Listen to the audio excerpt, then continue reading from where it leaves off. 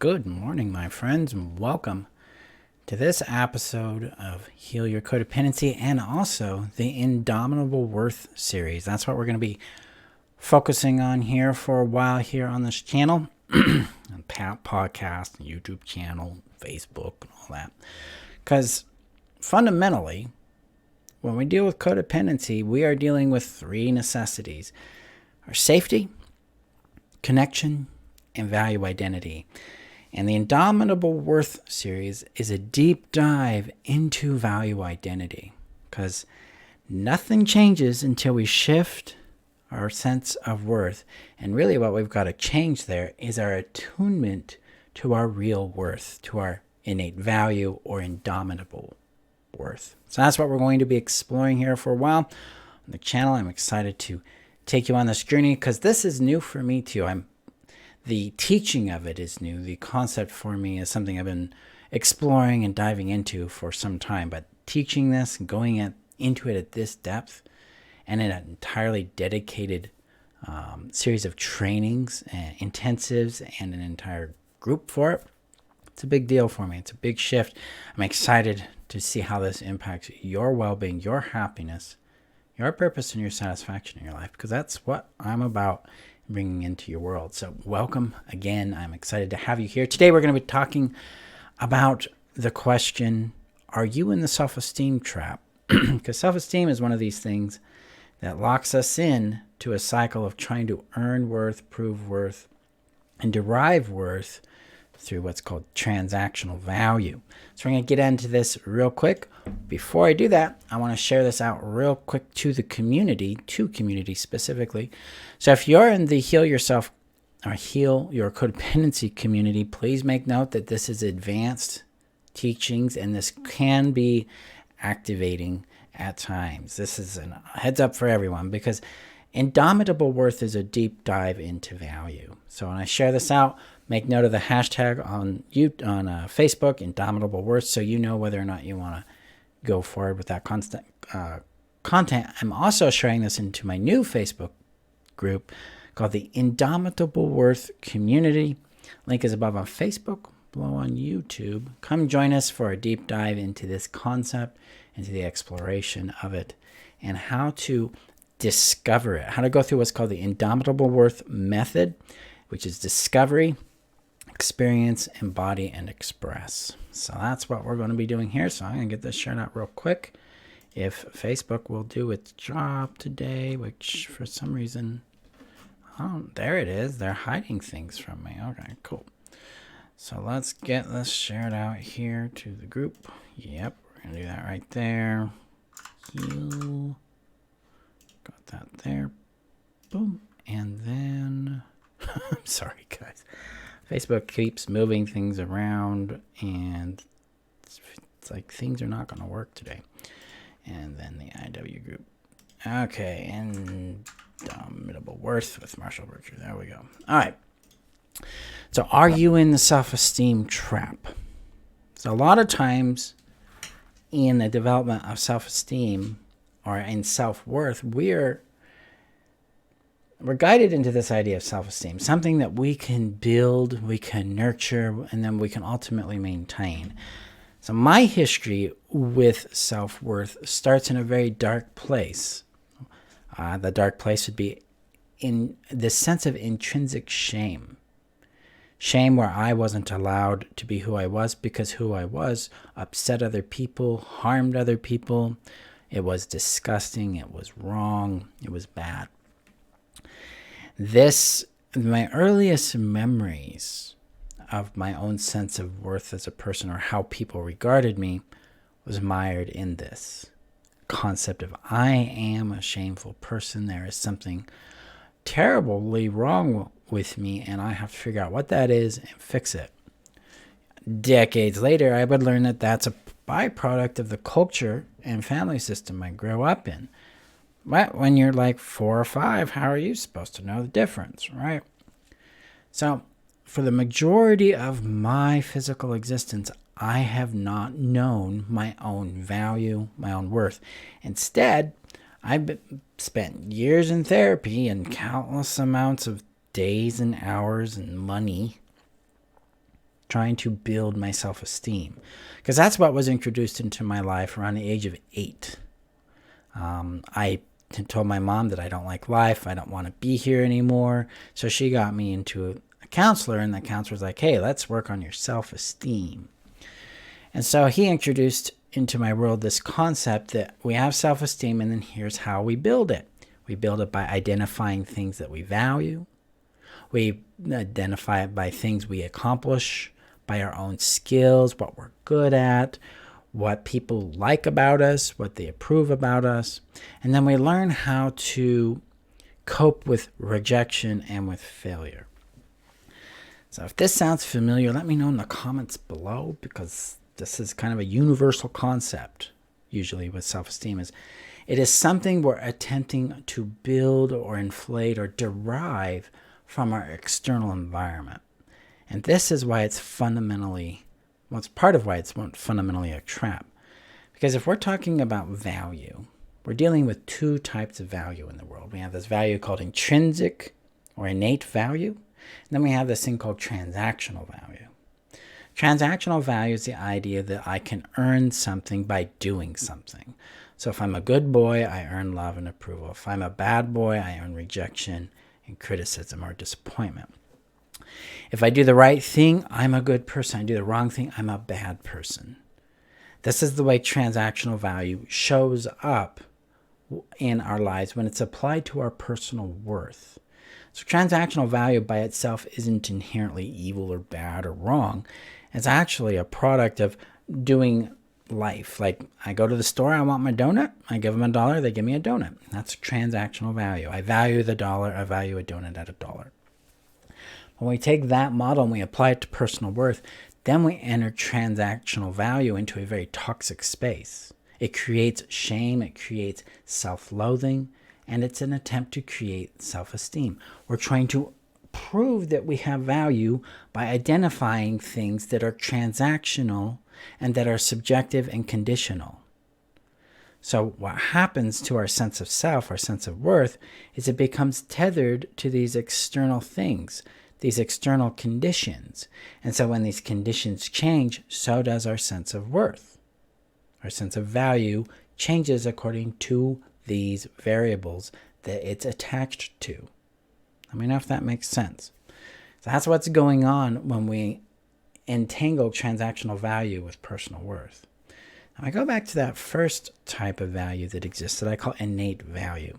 Innate value is a very foreign and bizarre concept that I encountered about 6 years ago in my own development, because I was really wrestling with this trap of self-esteem where I kept inflating myself.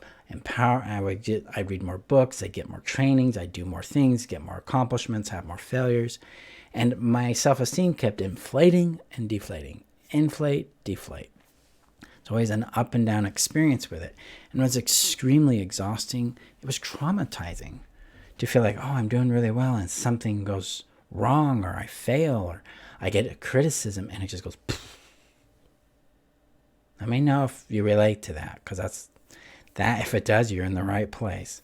So this expansion and contraction of self-esteem was really hurting my sense of self. And it was leaving me very confused and very lost in my life. And so I dared to ask a question that just kind of arose in me in this. And I said, what if my value isn't dependent on anyone else or anything else?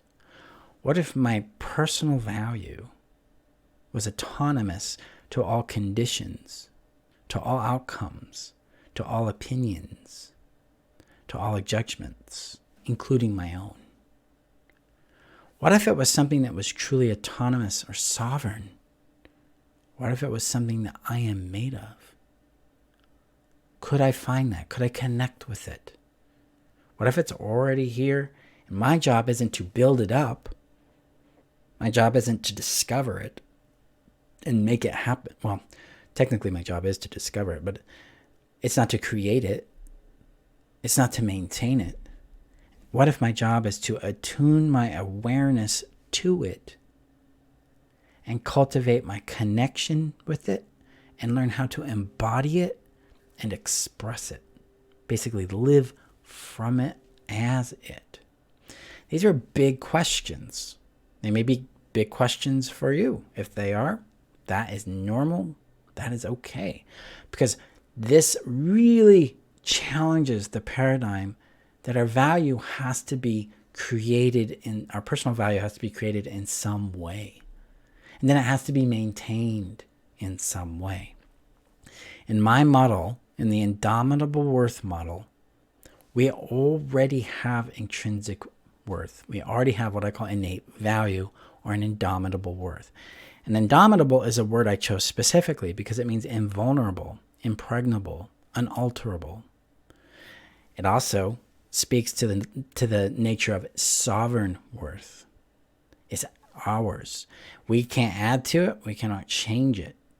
We can't take from it. Our work is to align with it, embody it, and express it. This approach became very real for me as I started literally just trusting that this existed. That was the first step. Does this even exist? Is this a possibility? Am I willing to step out and connect with this idea? See if it's real.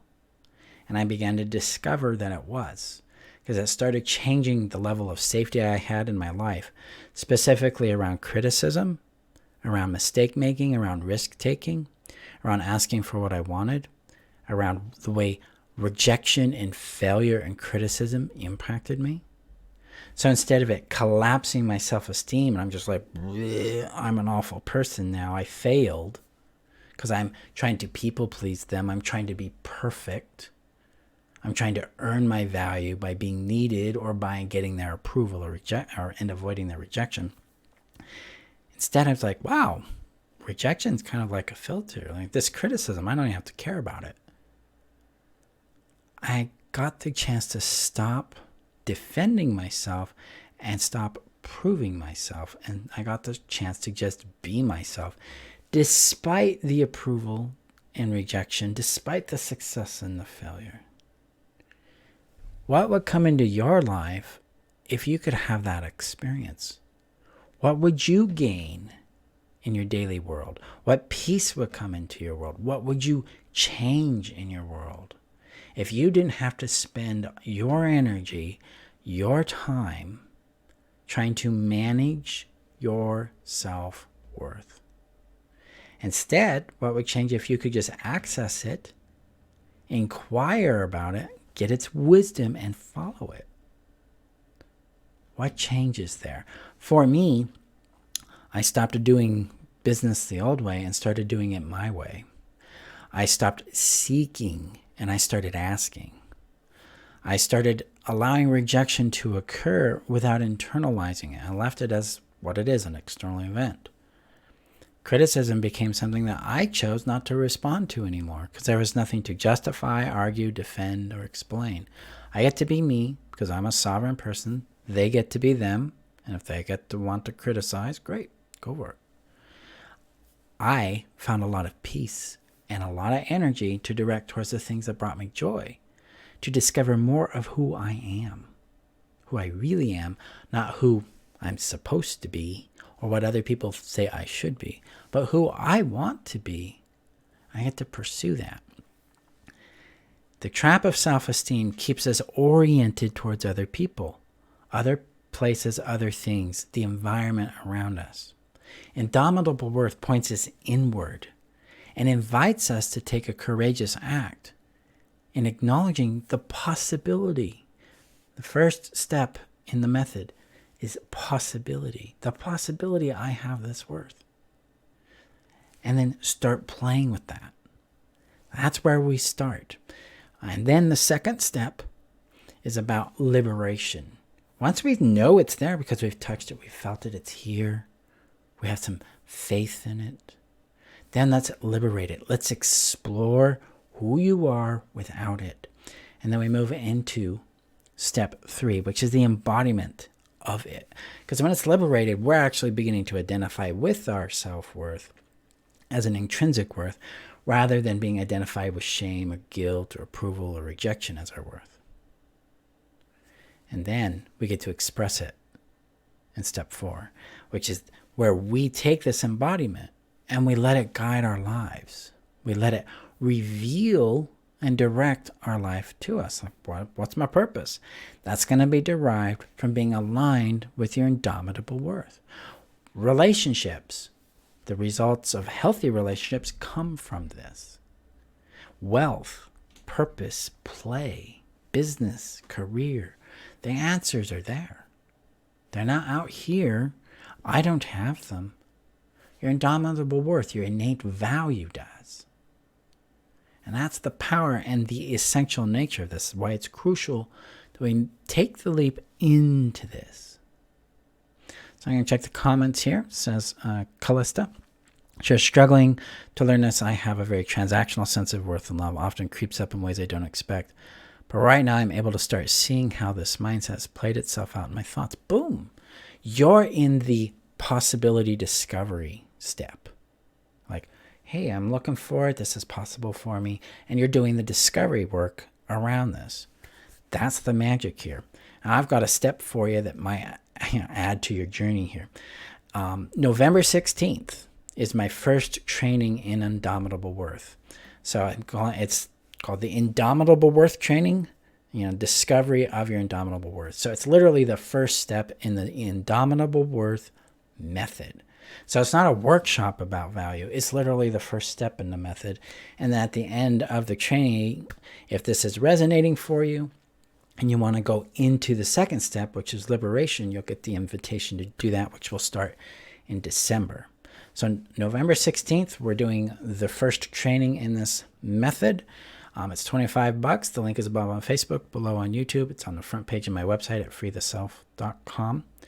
And you're going to learn more about real worth, what it is, how it functions, how to sense into it, how to identify the trap of self-esteem, how to start untethering yourself from the conditions we have around our worth. And we'll talk more about that in the next couple of videos here. And then I'm going to give you the first 3 practices that help you discover and connect to or touch your indomitable innate value. So it's not just a workshop like, hey, here's this idea, sign up for a course. It's like you're in the course. You're in the process already. So it's $25. Links above on Facebook, below on YouTube. Come join us. And let's do some magic in your world here, because I've seen this step alone change the world for a lot of people, including myself. So we're going to enter the world of possibility and then discovery. So that's what we do in step 1. My friends, and the reason we feel the way we do about ourselves or about our worth is not because there is something wrong with us. I'm going to repeat that. We do not feel the way we do about ourselves because there is something wrong with us. The emotions, the sensations, and the beliefs we hold about who we are and about our worth are a result of what we have been through. They are not a result of a flaw in who we are. They are not proof that we are unworthy. They are not proof that we are unlovable. They are proof that we have gone through hell. That we have been neglected, we have been harmed, we have been put down, we have not been properly nurtured, we've not been properly loved, cared for, protected. So I'll leave you with that question. What shifts if I trust just a bit that the feelings and sensations and beliefs I have about my self-worth are a product of what I've been through, not proof that I'm unworthy? See what expands for you there. Let's start opening you up to the possibility that you actually do have indomitable worth. And then I invite you to come join us in taking the first step in discovering your indomitable worth by joining the training. That happens November 16th, so about a month exactly from today, 4 weeks. So that's a Wednesday. I'll be teaching at 11 a.m. and 6 p.m. Mountain Daylight Savings Time, since we're all going to play that dance again. Kind of this next 2 weekends. There you go, my friends. Let me know your thoughts in the comments below. Like and share this video. If you're watching on YouTube, hit that subscribe button. And let's change your life by changing your connection and experience of your real worth. I'll see you guys in our next training. Bye-bye.